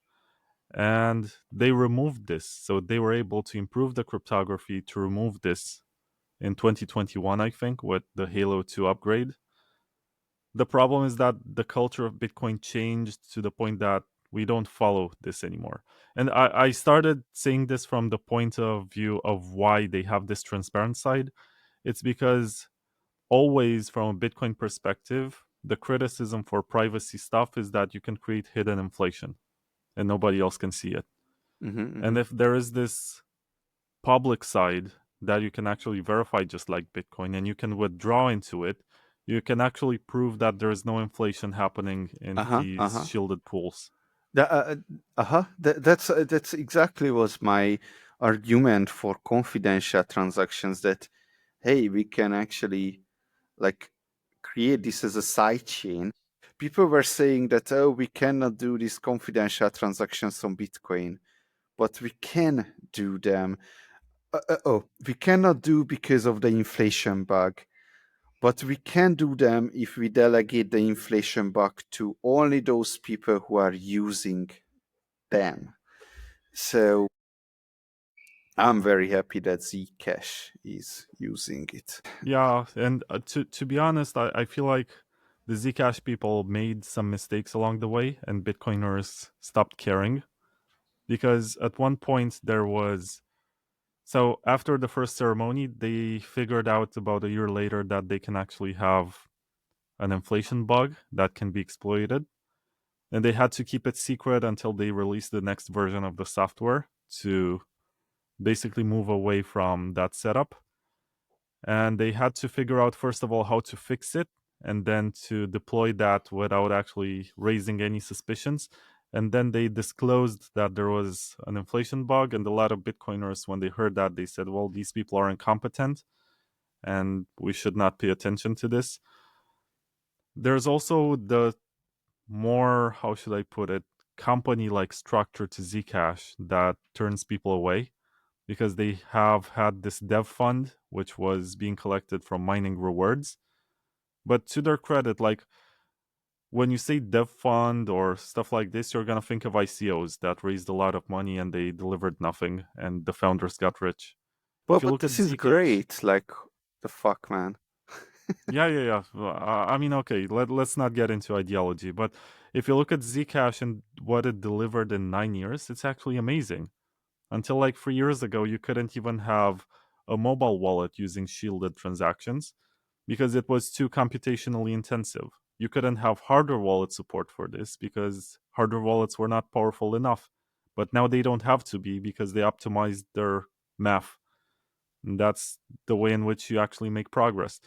And where they started as a project is that they wanted to have the best privacy, the most avant-garde stuff out there, ZK Snarks, which is also where you got your company name from, which was ZK Snacks. And they went from there and they tried to make it scale. And I think that's the beautiful part, like taking something that in theory couldn't work and then finding ways to make it work for mass adoption. And the beautiful part is that Bitcoin can still soft fork the latest version of Zcash as the zero cash protocol.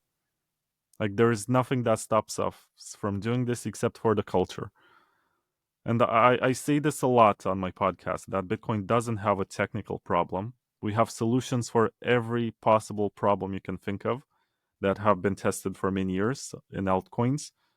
The problem is the culture and the fact that we're not willing to try anything. Nothing is good enough for us.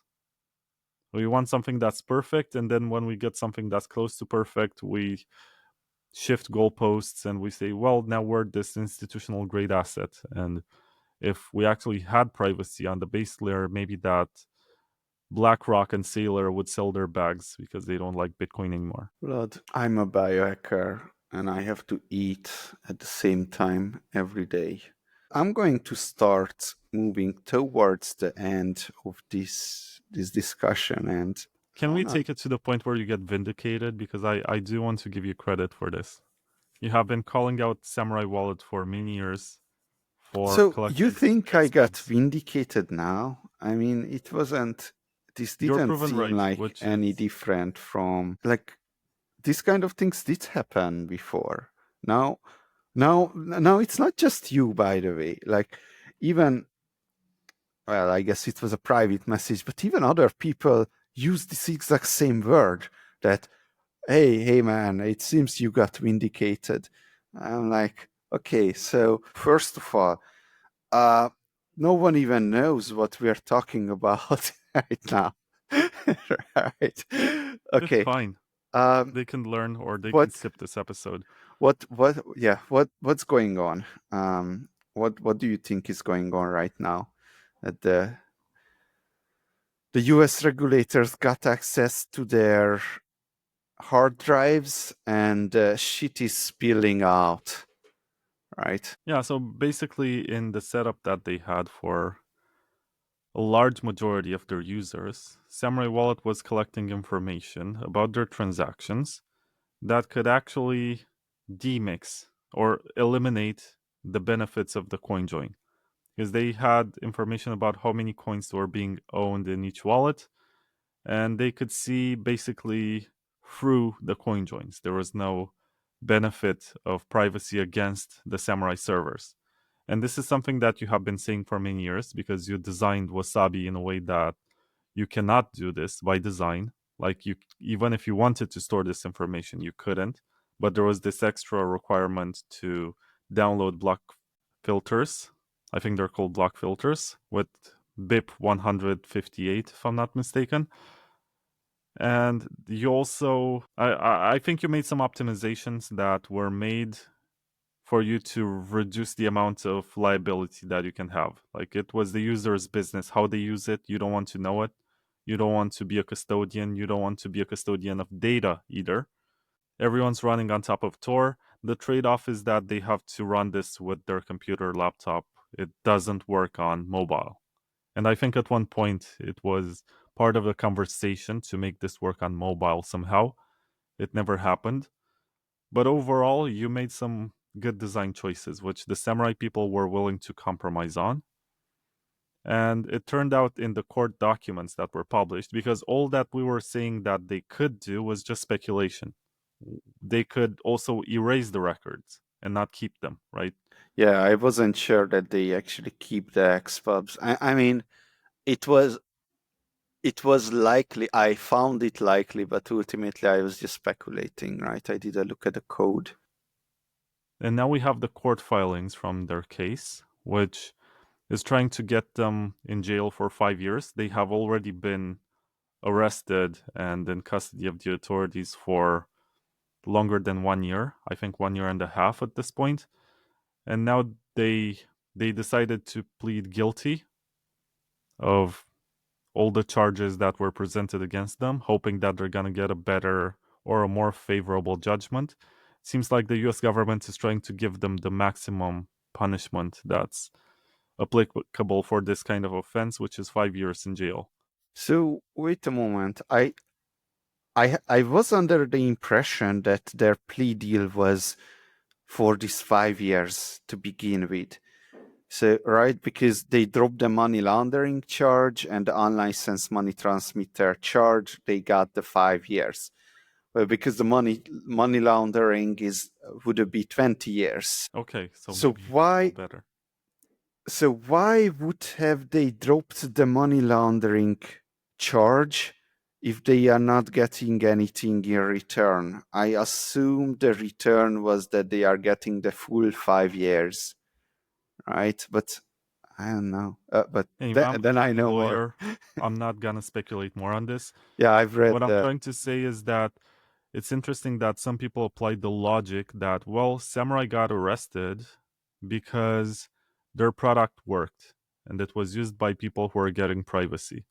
And the reason why Wasabi developers did not get arrested is that their product was not good. Yeah. But No. in fact, so once again, I'm not a lawyer, I'm not an expert coder to do actual in depth review to determine which one is better. But I think what really made the difference in this situation was the language that used for describing your service. Because they were very aggressive on social media saying, hey, Russian oligarchs, like, you're getting kicked out right now because of the war in Ukraine. Why don't you come and launder your money with our service? They were very direct in what they recommended as a potential use case. And some Bitcoiners loved them and they said, these guys are the real deal. They're the kind of gangsters that we actually want to associate ourselves with. Well, Wasabi was more soft from this point of view. It seemed almost corporate. Like the communication was like privacy is for everyone. If you want privacy, use Wasabi. If we get this issue in our jurisdiction, we can actually have the blacklist, which basically prevented some UTXOs from joining coin joins by the main coordinator of the company. Like you guys actually conceded that you can do that at one point in the project's life cycle. And maybe it's also what kept you out of jail. I don't know. So look, whoever was trying to get us, they were looking into our private messages, right? So the U.S. secrets, the Google and Cloudflare and Facebook and bunch of places that we were using personally from the Wasabi team have notified us just recently, like a year ago or half a year ago, that, oh, by the way, there was since 2020 the U.S. Secret Service is like got access to everything that you've ever done. Not only the private messages, but also what you did in incognito window, and like it was crazy. But what's the point here? That they got access and they were looking at us at that level, right? They were looking at everything that we private did, but they have done stuff that we did not even imagine doing. Like, I've read the entire 60 pages of core documents, right? And things like tdev uh, tdev was operating Hades. It was a darknet directory of links. And then tdev was creating a marketing campaign, and I knew that. I knew that was tdev. This Monero head was the name of this guy. And I knew that was tdev who was like writing all kinds of crazy bullshit about Wasabi on Medium, and then from Medium he was linking to Reddit, the darknet market Reddit, and there he was talking shit about Wasabi all the time, and I had a very strong feeling that it feels like tdev, right? But now the court document have exposed that, oh yeah, so here is how tdev was telling to stay the fuck away from Wasabi and stuff like that on the darknet. So he was creating these darknet campaigns and answering to people how to launder money and shit like that. So that was the reason why they are in where they are and we are where we are. But on the other hand, there were the tornado cash people, right? And they were not doing what the Samurai guys were doing, right? They were like normal people. The worst thing that they could come up with is that once they wear a t-shirt, actually this was pretty bad if you think about it, but With a washing machine. with a washing machine, Tornado Cash branded t-shirt with a washing machine, right? So but then again, it's nothing compared to running darknet market campaigns, right? But wasn't the CoinJoin service of Samurai also called Whirlpool? Oh yeah, they which is a named washing their machine brand. yeah. So maybe that this whole legal action against privacy was actually something targeting washing machine stuff. References to washing machines. Yeah. Because That's right. Wasabi, you called it Wabi-Sabi, you called it I called Trolling. hidden wallet at 1.3, remember? I think that was a mistake. It wouldn't be as much of a mistake as calling it dark wallet. I think Matthew Haywood doesn't like me anymore right now. How come? I'm not pure enough for his liking. But I still remember he used to write for Bitcoin Brave magazine. New Coin. Oh, Brave at one point. Yeah. And Blockstream. He's still at Blockstream. He's still at Blockstream. All right. Yeah. That's what you call job stability. Like being in a Bitcoin company for longer than 5 years is something most people don't have. You know, it was strange because he was a developer and then went to Blockstream to become a technical writer. Like, well, what's going on here? You know? Huh. Okay. Well, I spoke with him one time and he told me that he couldn't wait for you guys to get funding for the project and he just jumped to a company that could pay him. Yeah, I think he was right in hindsight. I should have been much more aggressive with Wasabi Wallet from the very beginning, right? Because what Matthew, we built it, well, I built it and then Matthew joined me for a couple of months.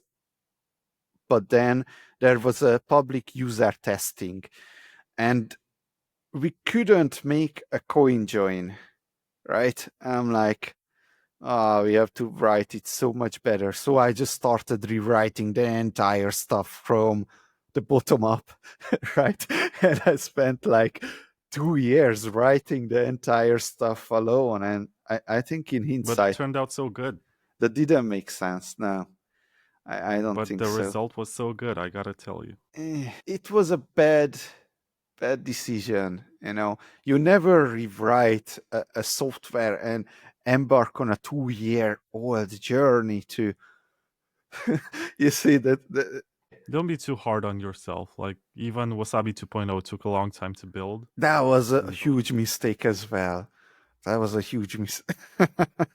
with nothing much, you know, like 2 years building Wasabi 2.0 for 2 years.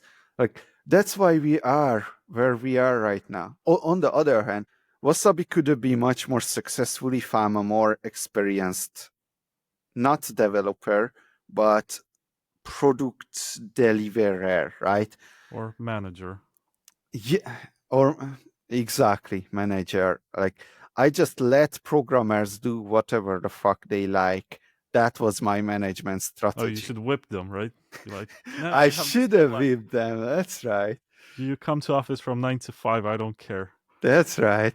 That's how I should have gone in my next company. You guys. I remember at one point so there was this guy working in marketing, Daniel, and he complained to me at one point that you were always harassing him for wearing a suit. And you're telling him, don't wear a suit to the office. This is not a place where we wear suits. That's not an appropriate way to dress in an office, in our office. let me ask you to my closing questions.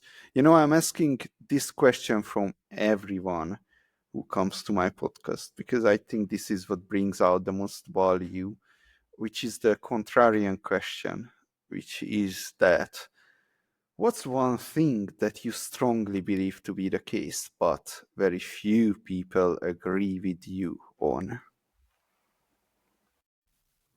Oh, that's a hard one because I don't know how to measure whether or not people agree. Okay, I'll make this subjective because I could say that okay, I believe in Zcash, but then again, you look at Zcash right now and it's almost $500 per coin, number 26 on CoinMarketCap. There is definitely some consensus there that this is good. Something that I believe to be true that the rest of the people may not. I think I have the best podcast in Bitcoin. With all due modesty, like I've worked so hard to get to this point, and I have a very diverse array of guests, and I try to bring all sorts of points of view. And I do agree that it's hard to follow because my interviews are long and conversations are over when they're over, and I get people who can talk for 6, 7, 8 hours at a time. And then 2 days later, I do another interview with someone else who talks a lot. So I do understand it's hard to follow. I put timestamps in the description of all videos and audio recordings to be sure that people can skip topics and just get to the point that is interesting to them.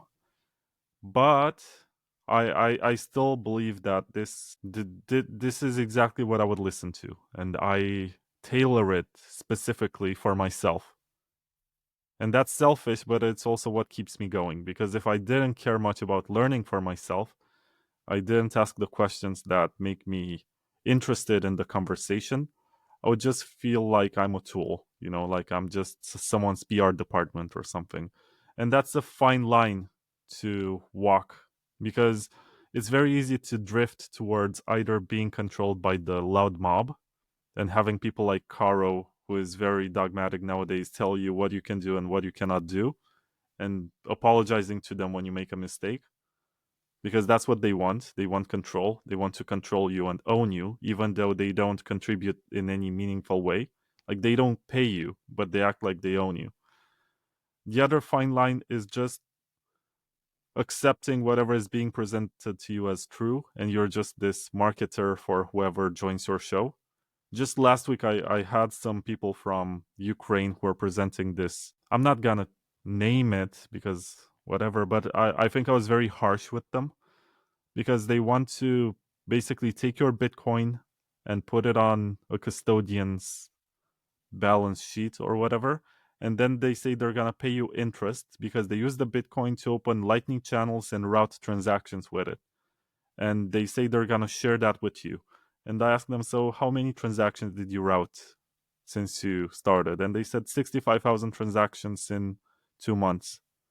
And I did the math and I said, okay, so let's say that you have 10 Satoshis per transaction that you're earning. That's like, I did the actual math and I told them, you made $7,000 in 2 months. That's not even enough to pay your developers. And you want people to earn interest with that?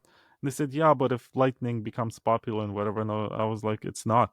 Like people risk something when they put their Bitcoin in custody and then you're going to open Lightning channels with them. There's a huge risk involved. And if you have 200 Bitcoins in liquidity with your Lightning node and you only produce like $7,000 per month, that's, I think, less than you actually make if you put your coins in a bank or something. Or you convert to USD and you get yield from a bank. They can actually give you more than $7,000 per month. And it's suboptimal. And I was harsh with them. And this is my example of me being mean, but also fair when it comes to something. Because when you do something in January, I will turn 7 years since I've started this Bitcoin Takeover podcast. And when you do something for a long time, you begin to learn. And I think one approach is the Peter McCormack way, who basically did the podcast pretending that he doesn't know anything and he was never learning. And this was beneficial to people tuning in and actually trying to learn from someone who's like this vessel that never acquires information. But I do learn and I do use the knowledge that I acquire in one interview into the next one. And I understand it's hard to follow for some, but it's also like a nice middle ground between something super technical and something newbie. And it's also the place where I actually ask the questions that other people are afraid to ask. And I interview the people that other podcasters are afraid to feature. So this is the value and where it comes from. This is why I think it's the best, because it has these elements. But if you are a newbie and you just want to learn about how Bitcoin works, you're probably better off going somewhere else. And it's something that I also had to learn to tell people, okay, if you're not interested in technical details, maybe don't listen to my podcast. It's fine. It's a very interesting dilemma I'm having personally, because I started this podcast 2 years ago, actually, and I'm I doing. remember.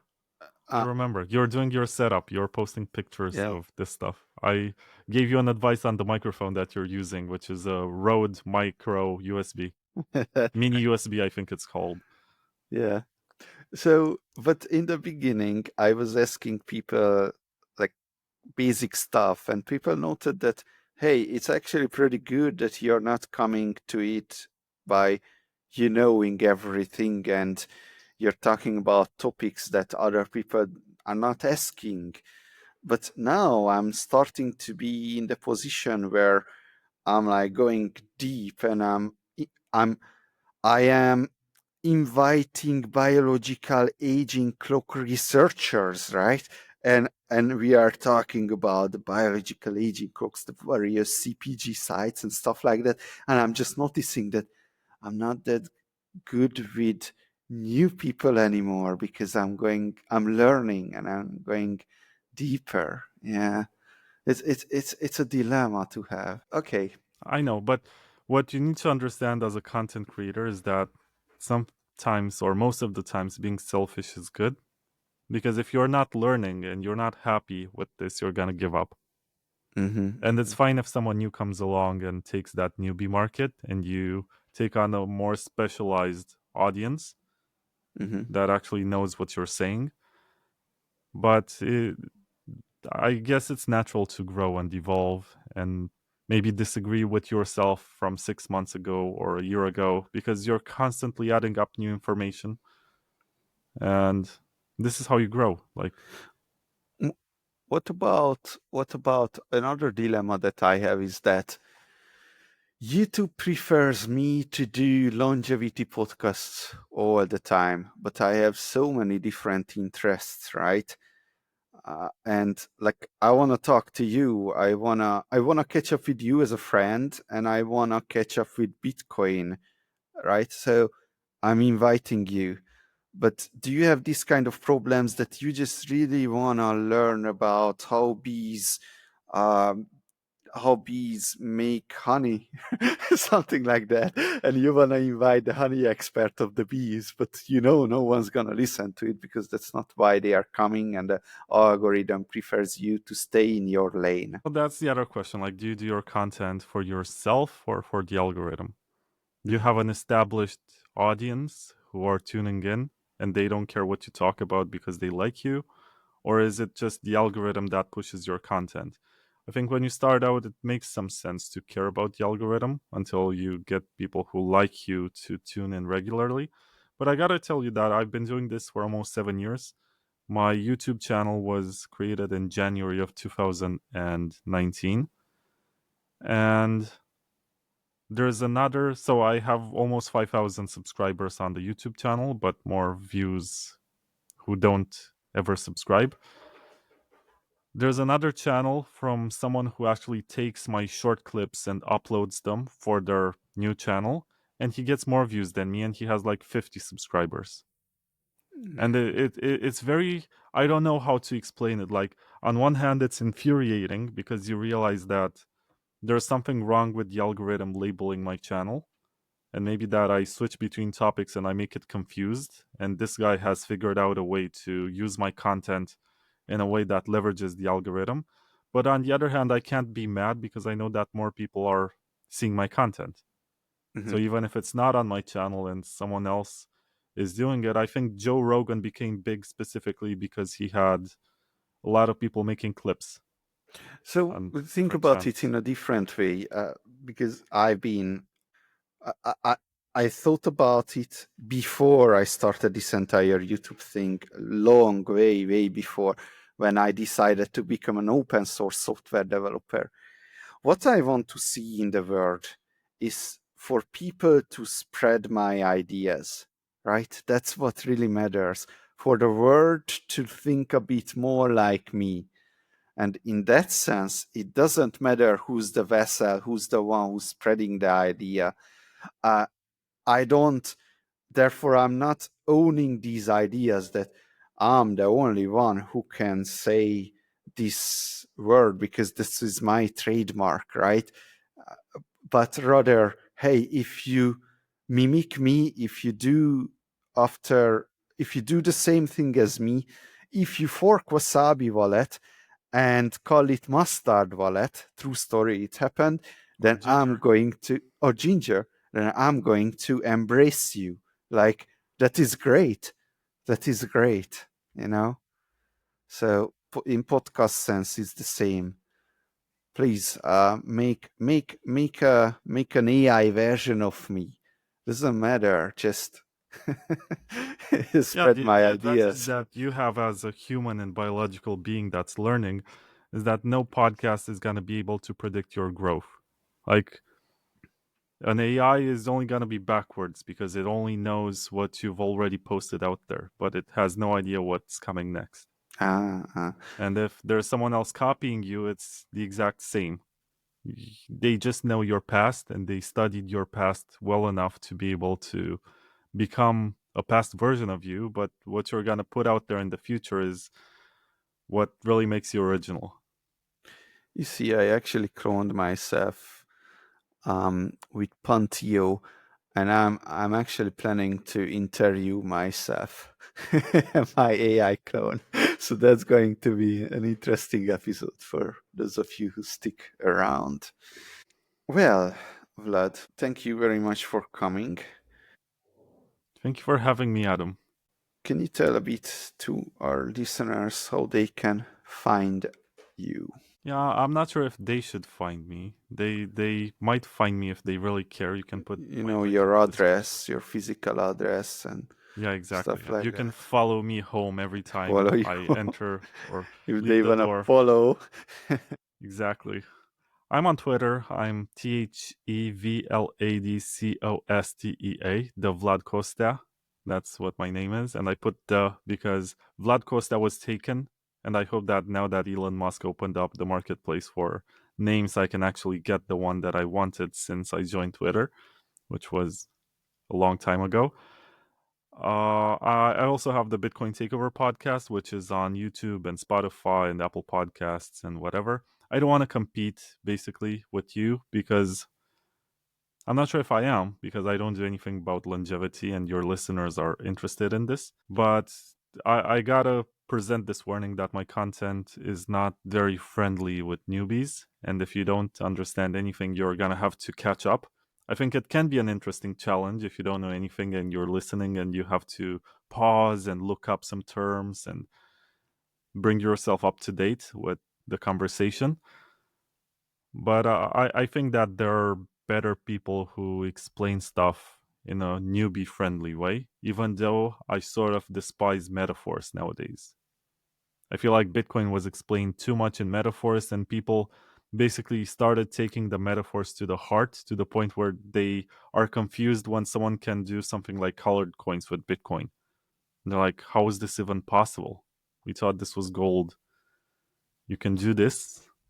You can actually put data on Bitcoin. Amazing. Anyway, long rant. Maybe don't follow me. Just keep listening to No Power 73's longevity podcasts because he's making a great effort to learn for himself and also convey information out there. And don't get discouraged to try something new if he comes up with new topics. Like, give them a chance, even if it's not obvious how they connect to the main topic. All right, party people. That was Vlad Costa. I hope you enjoyed this episode. Thank you very much for coming. Bye, party people.